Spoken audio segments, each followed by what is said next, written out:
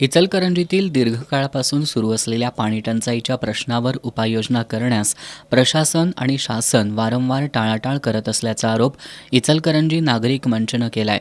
गेल्या अनेक वर्षांपासून शहरातील नागरिकांना पाण्यासाठी मोठ्या अडचणींचा सामना करावा लागतोय.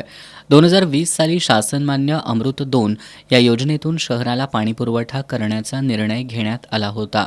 मात्र 2022 पासून आजपर्यंत कोणताही ठोस निर्णय किंवा अंमलबजावणी झालेली नाही. दरम्यान 11 मार्च 2025 रोजी आमदार राहुल आवाडे यांनी विधानसभेत हा प्रश्न उपस्थित करून मुख्यमंत्र्यांकडे ठोस उपाययोजना करण्याची मागणी केली होती. त्यानंतर पाणीपुरवठ्यासंदर्भात प्रशासकीय अधिकाऱ्यांना निर्णय घेण्याच्या सूचना देण्यात आल्या होत्या. मात्र 5 महिने उलटले तरी यावर कोणतीच कारवाई झालेली नाही. त्यामुळे पाणी प्रश्नावर महिनाभरात निर्णय न झाल्यास पुन्हा जनआंदोलन उभारण्याचा इशारा मंचचे अभिजित पटवा यांनी दिलाय.